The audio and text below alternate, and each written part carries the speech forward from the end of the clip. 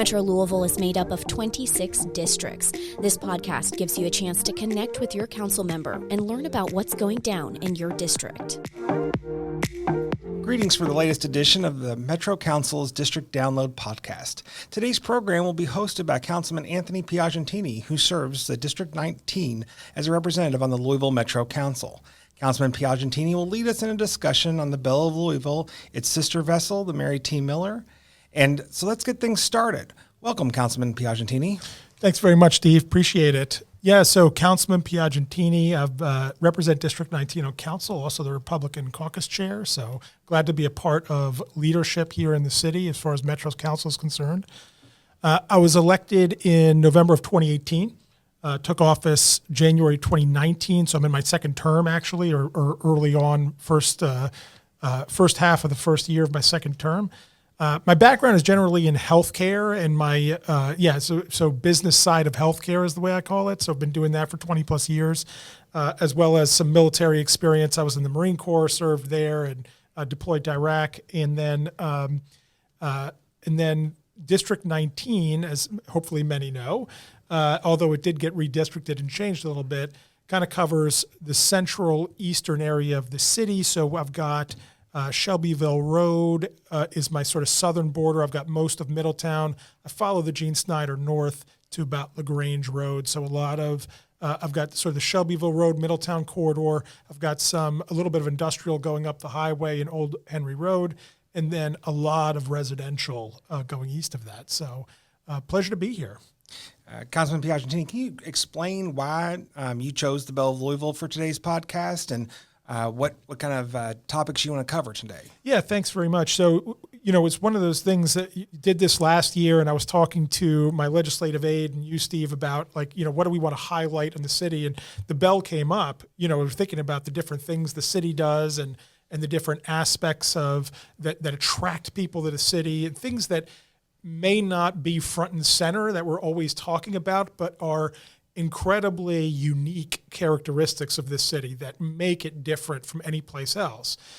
So number one, to highlight it as one of these beautiful, unique pieces of history, tourist attraction, as well as a great thing to do for your family if you live here locally, both to highlight it, certainly related to tourism, which is, just this growing and expanding industry here in Louisville, but also for our residents, right? I mean, it's like one of those things. I grew up on the East Coast near New York City, and you'd be blown away by how many New Yorkers have never been to like the Statue of Liberty, right? And I'm wondering how many Louisvillians have not spent time, particularly recently, on the Belle of Louisville. So wanted to highlight it because the evolution of what has happened there, particularly under Krista's leadership, has been terrific, and wanted to make sure we were highlighting that. Thank you, Councilman. Now that we've heard a little bit about yourself and your reasons for wanting to focus on the Belle of Louisville, let's hear from Ms. Krista Snider of the Belle of Louisville Riverboats CEO. Krista helps run the Belle of Louisville and its two companion vessels, the Mare Broadus and the Mary T. Miller. Krista and her fellow employees have helped to lead not only in preserving this historic vessel, but also in charting a future for visitors and schools and everyone else who visits the Ohio River. Welcome, Krista. Could you please tell our listeners a little bit about yourself and the work you and the Belle of Louisville board is doing? I am happy to. Hello. I'm making note of the phrase charting the future because that's a nice little play on words when you work on a boat, right? Because for some reason I've not come up with that myself yet. I am Krista Snider. I have been with Belle of Louisville Riverboats almost exactly 4 years. I kind of thought you were going to say it's for my 4-year anniversary. That's exactly right. That you were inviting me. That's exactly right. That's exactly why we did it. And if you are thinking, okay, 4 years ago, that was the fall of 2019. So it's been an interesting time period. And we'll get into that, right? That's right. So before Belle of Louisville Riverboats, I was leading the KFC Foundation, which is just what you think it is, the Kentucky Fried Chicken Foundation. I basically ran the philanthropic arm of the national brand or international brand, I should say, that is based here in Louisville, Kentucky. And I, prior to that, have had some really cool gigs, and I won't go through all those. But long story short, I have somehow made a career out of being in the nonprofit world and essentially working for organizations that I really felt personally connected to or was able, to make a big difference. But I'm an animal lover, and I worked for the Kentucky Humane Society. That was risky because I almost brought them all home with me. I am a huge history lover, as you might guess, being at a historical organization, and I was at the Fraser History Museum during a pivotal time. If you're local, which you probably are, when you remember the Arms Museum was kind of rebranding to be more of a history museum, that was during my time there, so that was really cool. So that's just a couple of my favorite things, but I am so glad to be with the Belle of Louisville Riverboats because it kind of combines not just all my professional experience, but just kind of my personal passions. I love water and water sports and the river, but also history. I'm just a total history nerd. I don't really profess to be an expert, but I really love to be around it. So that's what got me, I guess, to where I am. And I started in August of 2019, and I was in the role, 6 or 7 months before COVID hit. COVID, never heard of it. Yeah, have you heard of that? Do you know what I'm talking about? So I was there just long enough as kind of like this fresh CEO with all these new ideas to come up with all these wonderful plans that could not happen. That's right. So that has been a journey. That's awesome. That has been a journey. Well, yeah. let's start with the history part of it because, sure. Again, I think a lot of people know, we got an old boat that sits there. But first of all, it's 3 boats, which I didn't even know. I knew the Mary T, and of course I knew the Belle, but Mayor brought us. I was like, what the heck is that? And then, I just thought it was the office that was sitting there, which functions. Which you're not wrong. Yeah, that's right. Yeah. Yeah. Mm-hmm. But it didn't dawn on me that this was another vessel, which, as I've grown to find out, has just as much history as these other vessels, right? It So why don't does. you talk about the three vessels and their individual histories for a minute? I love it. This is my favorite stuff right here. So we call ourselves Belle of Louisville Riverboats, plural, because like you said, we actually have 3 vessels. Of course, the Belle of Louisville is our icon. And if you ask, okay, yeah, I know the Belle, but why is she an icon? She's an icon because she is literally the last of her kind in the entire world. And what I mean by that is she is a Mississippi River style steamboat that is from the time period when those boats were still being made. And she's still operating. There were, of course, at one point in time during the riverboat heyday, there were thousands of boats like the Belle. She wouldn't have been very unusual at all. But she was built and launched in 1914, which was the end of that era, for all intents and purposes, the early 20th century. And that's because other types of transportation started to supplant riverboats as the primary way to transport goods and people. And, what are those? Those were trains, not too long after that, planes, and just over the land, transportation, right? And what's really amazing, just as a side note, is the river is still one of the main ways that goods are transported around our country. But at the time, in the 19th century, riverboats completely changed the country and the economy because of how they could make things possible that weren't possible before. And so we have a true artifact, a living museum, if you will, actually from the end of that era that we'll never see again, and she's original. So next year, in 2024, she'll be 110 years old. And, what's also cool about the Belle is she became the Belle in 1963. That was when Jefferson County bought her and christened her the Belle of Louisville. But she actually has a history from the very beginning of her life, if you will, in the Louisville area.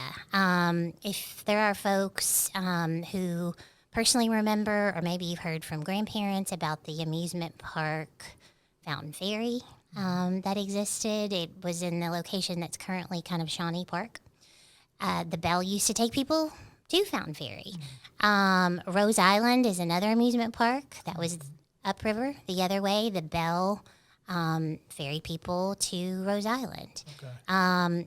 And there are some really cool pictures, by the way, of the Belle landing there. So the Belle's been doing her thing in this area from the beginning, and she became officially the Belle 60 years ago. That's awesome. So that's the Belle. You probably know her. Now we've got 2 other vessels, as you mentioned. The other passenger vessel is the Mary M. Miller. What did I say? You said Mary T. Whoops. Which is, it's so common that people do that because Mary T. Maher That's right. is another hometown lady. But it's Mary Millicent Miller. Now, the boat herself is not historic. She is a passenger vessel. She looks like a paddle wheeler, but she's actually a modern boat. She's got a diesel engine. She was launched in the 80s. Well, and that's one of the differences. When you say the Belle is original, like you go down and look at the engines and look what's powering that thing. That is classic. It's so fun. I'm actually glad you mentioned the engine room, because if you've been on the Belle and you've not been to the engine room, I feel like you're missing like half of the coolness. Yes, totally agree. Because to your point, she is actually still, to this day, steam powered and paddle wheel propelled. That's how she gets through the water. Yeah, there's no anything else underneath the water. Yeah. That big thing on the back. That's it. That's it. Right. A lot of the riverboats that, we're River City, right? So we see a lot of beautiful riverboats. Some of them are in the Great Steamboat Race with us. We are actually the only steamboat that's in that race. That's awesome. And I know we might talk a little bit more about that. They are reminiscent of the era, but they're actually very different in terms of how they navigate and function. So the Mary's kind of an example of that. She's a little bit smaller. She's diesel powered, and the way she navigates is very, very different. But what's really cool about the Mary, besides her just being a really cute boat, is her namesake. Her namesake, Mary Millicent Miller, is a woman from Portland, here in the Louisville area, who was the first licensed female steamboat captain. Mm-hmm. What's really cool about that is it was all the way back in the 1880s. Mm-hmm. So, it's cool to have a pioneer that's right here from our city. And that's why she's named that. That's awesome. Yeah. So the Mary Miller had a life before she became the Mary Miller, but that's who she is now. And so it gives us a really cool excuse to just talk about our history as a river city. And how about the Mayor Broadus, which again I just thought was the office, and now I know it's a vessel. So what's the Broadus history there? is fascinating. We could literally do an entire podcast about just that boat, but I know we have limited time. So the Mayor Andrew Broadus, you may have also referred to as Life-Saving Station number 10, or as you said, the Belle's Ticket Office. It is all of those things. First off, it's named after a former Louisville mayor, and it is also a National Historic Landmark. So of the 8 National Historic Landmarks that we have in Louisville, 2 of them are part of our fleet. That's awesome. Our small fleet, but it's a fleet nonetheless.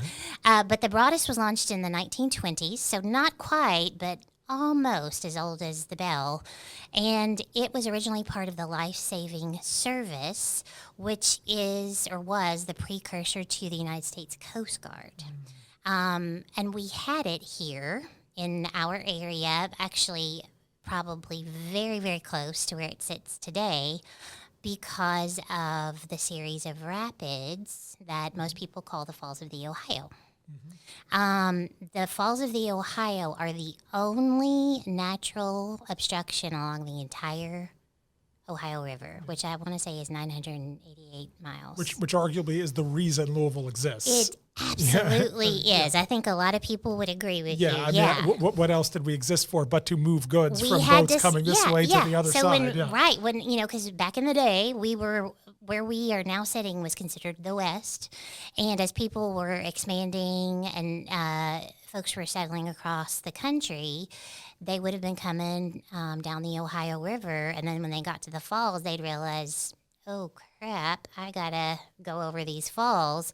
So it might be smart if I unloaded my boat, kind of took the goods around on land, and then reloaded. That's what some people did. And that was where you started to get this settlement that eventually became the city of Louisville. I'm major overly simplifying that. But some brave or possibly not as wise people. You could say crazy. It's okay. They sound a little crazy to me, but different times, different measures. But they would actually take their boat over those rapids. And it depends on the time of year. When the water is higher, you probably wouldn't have bottomed out as easy. We all know sometimes the water is down and it's literally just like walking across rocks. And there's a dam system in place now that of course wasn't there back then. Right. So long story short, people crashed their boats and there had to be somebody to save them. And that was where the life-saving service came into play. So next time you're driving by the Belle, or hopefully next time you're coming down on a cruise and you take a look at our ticket office, if you think it looks a little bit like a lighthouse, it's because it does. It was designed so that there's a watchman up in that tower to be able to see when people would have possibly, crashed their boats. That's so cool. So they would row out.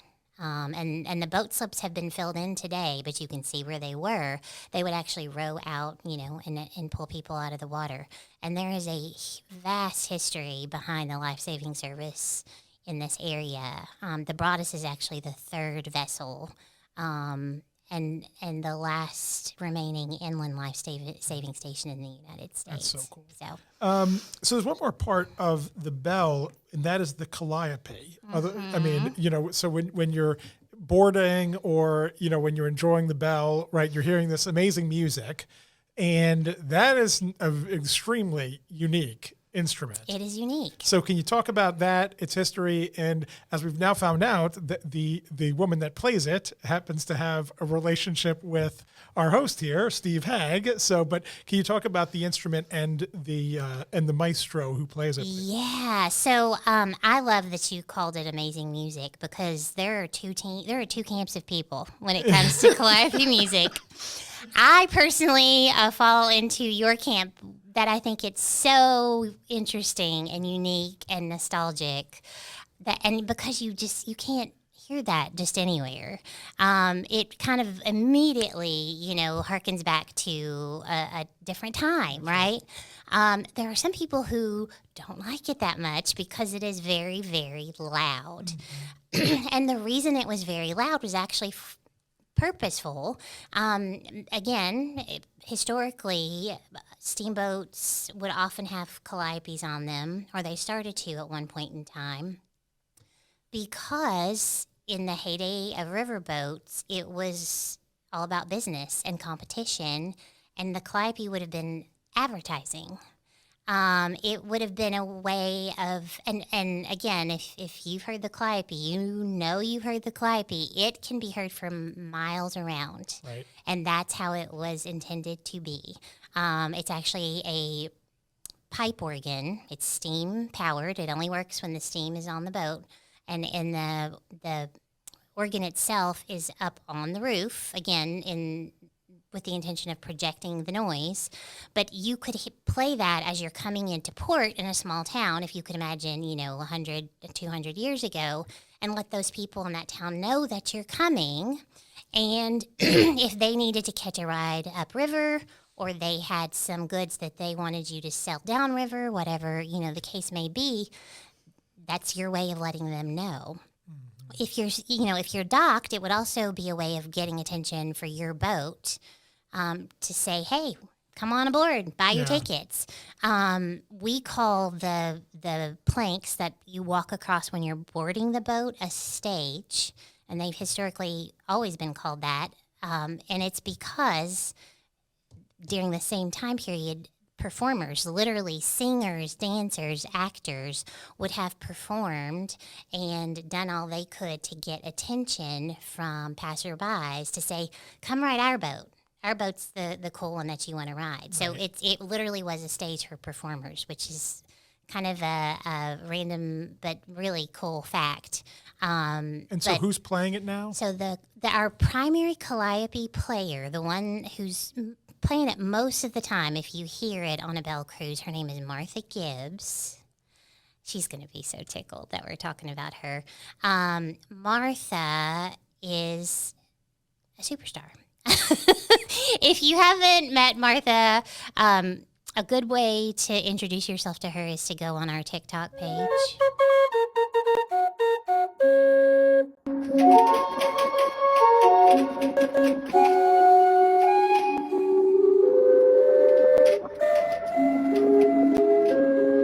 There's a lot of Martha and the Calliope on there.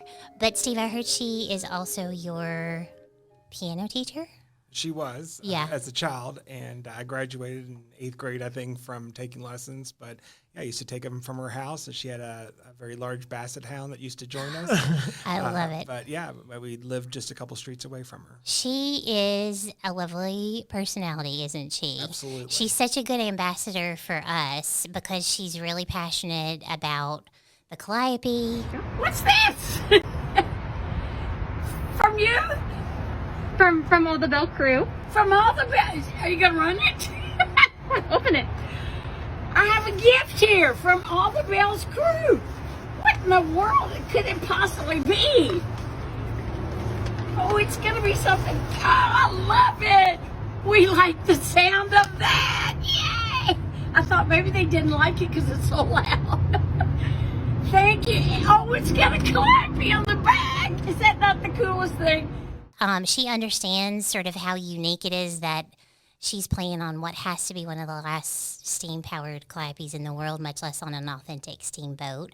And she's just got the best personality. Well, yeah, I mean, if it is the only authentic steamboat left, she is literally playing on the only one that is still on that type of vessel. She appreciates it and is just really a lot of fun. Well, she's an ambassador just like the bugler is at Churchill Downs, right? Like, you know, you have that person and that unique sound that identifies the location. Yeah, and we have two folks who play calliope for us. The other person, his name is Travis Vasconcelos, and he's actually the executive director of the Howard Steamboat Museum. Oh, cool. So they are both interesting people in their own right. But Martha plays, I think, probably does the most cruises, and she loves to do pop songs and Disney tunes. I bet you played some of that stuff when you were taking piano lessons too, huh? She allowed us to play more contemporary. Yeah. So it wasn't all Mozart. No, Travis is kind of our traditionalist with the traditional steamboat tunes, but Martha, I mean, you'll hear the Beatles, you'll hear all kinds of stuff. So that in and of itself is kind of worth checking out. Absolutely. Yeah.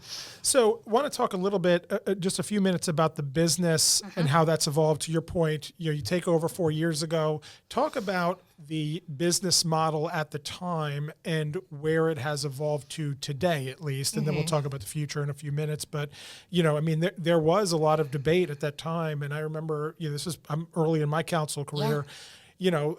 Financially, right, this had to be subsidized pretty heavily, and we weren't certain about the financial sustainability.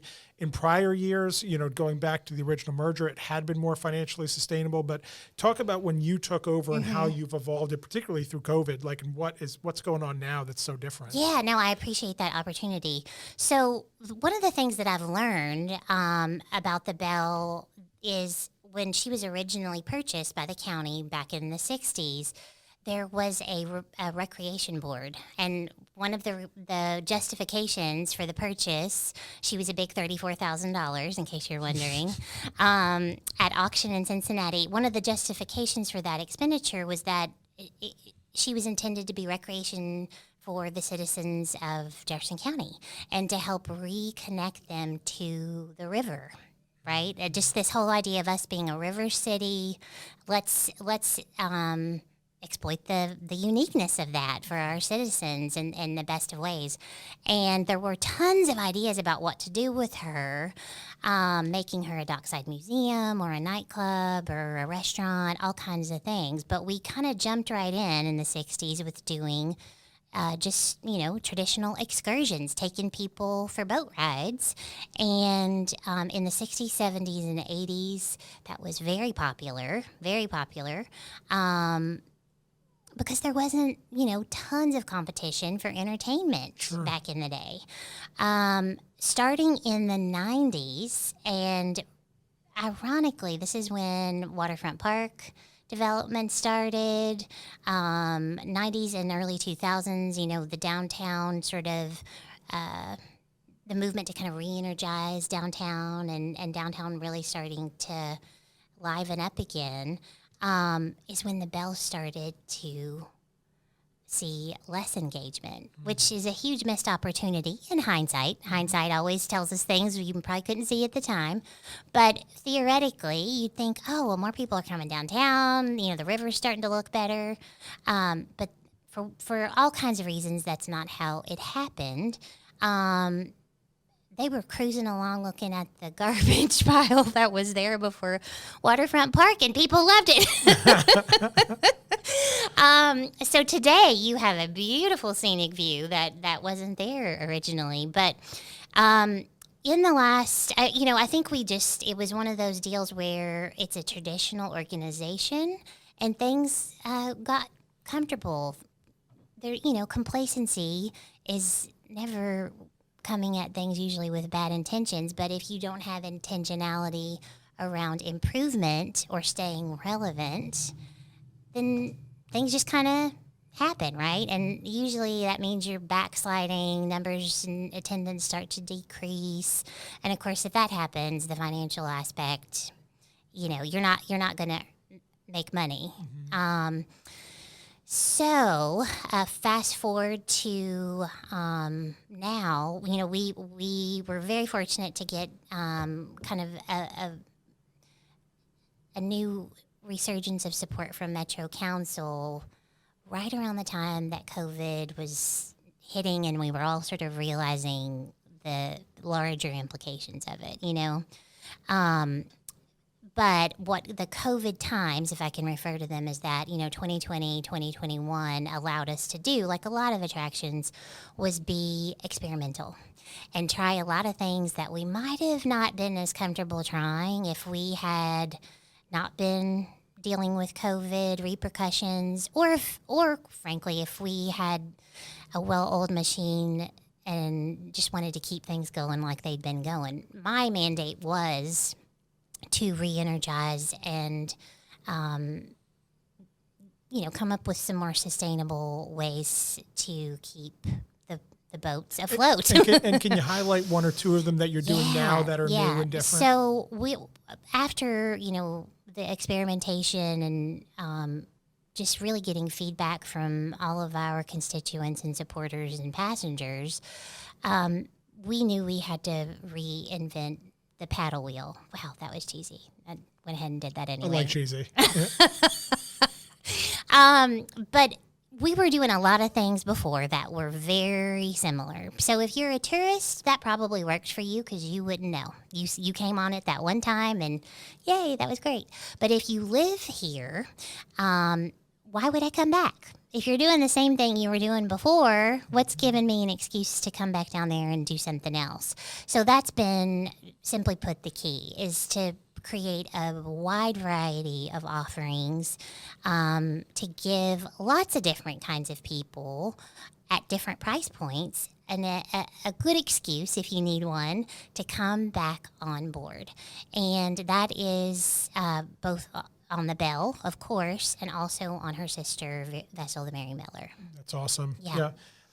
So I want to touch two more questions. I want to touch on maintenance, right? Because one of the first things I had to do on council, we had debated the capital expenditure, and this is before we started running sort of annual surpluses. The budget was very tight, and we had to get capital dollars to dry dock the boat for, it was just sort of this regular sort of decades long, I think, or something like that, maintenance that had to be done.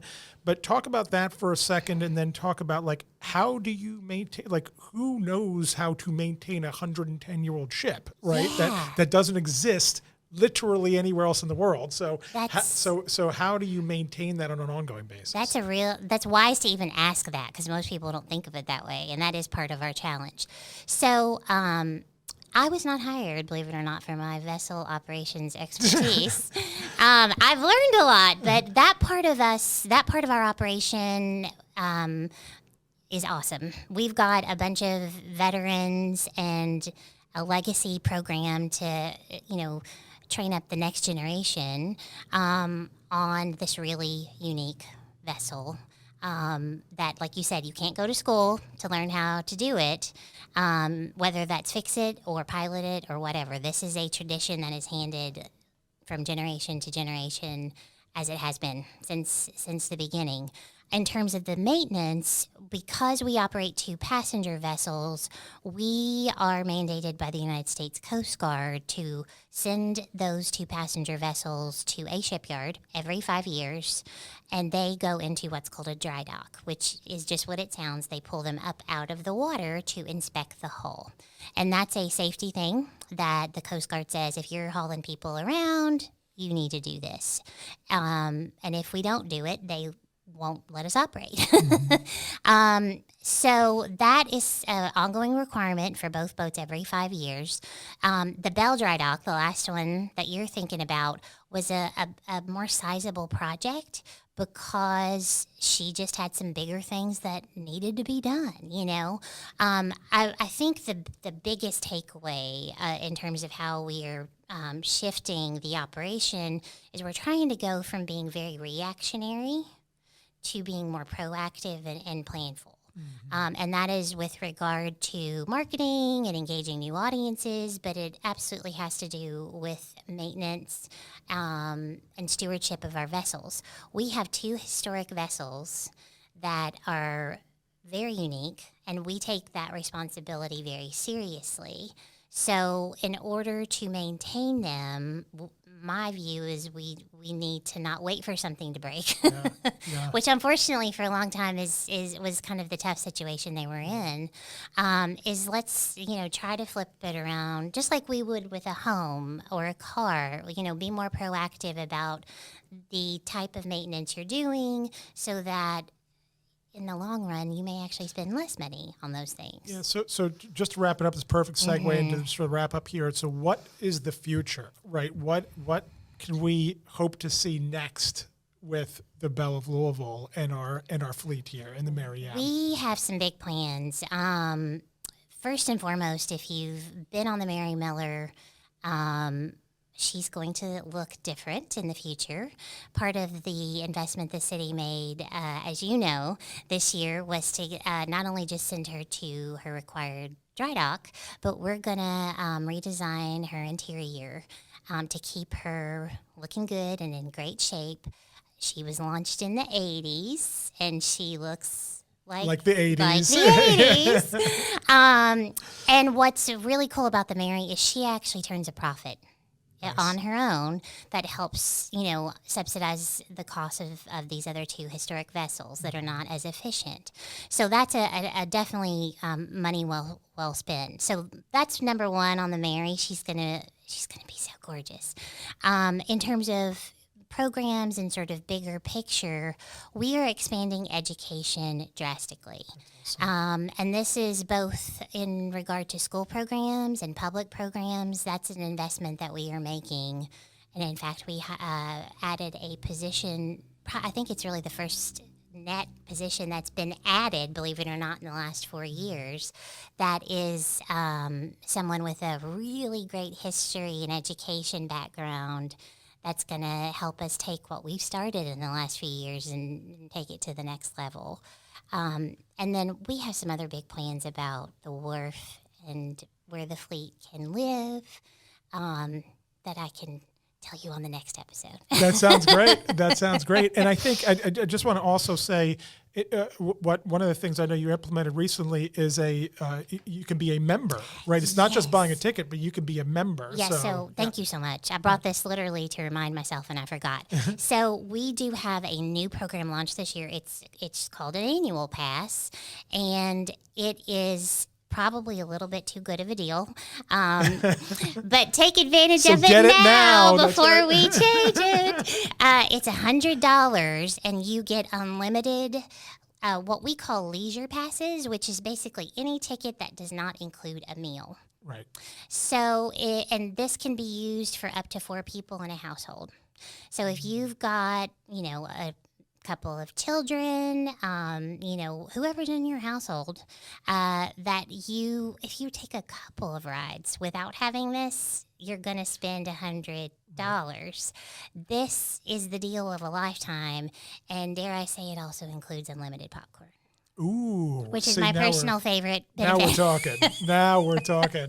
But what's cool is so you get those free leisure tickets, but then if you want to buy a murder mystery ticket that does include a meal, we give you a big discount to buy those. So if you think you're even going to take a couple of trips on, our boats in a 12-month period, this is absolutely the way to go. It's a huge savings, but strategically for us, it's a way to build up a base of supporters that we did not have, so that over the long term, we can, hopefully build some of those folks into donors and, be more involved so that we can continue to become more sustainable. That's great. Thank you so much for Thank being you. here. Really appreciate it. I have tons to talk about, so you just let me know when you need to fill time. Well, we'd like to thank Councilman Piagentini as well as Belle of Louisville Riverboats CEO Krista Snider for participating in today's podcast. The District Download is available on most social media network platforms and produced every 2 weeks as a means for members of the Metro Council to communicate with the people we serve. Thank you for joining us today, and we encourage you to join us again for the next edition of the Louisville Metro Council's District Download.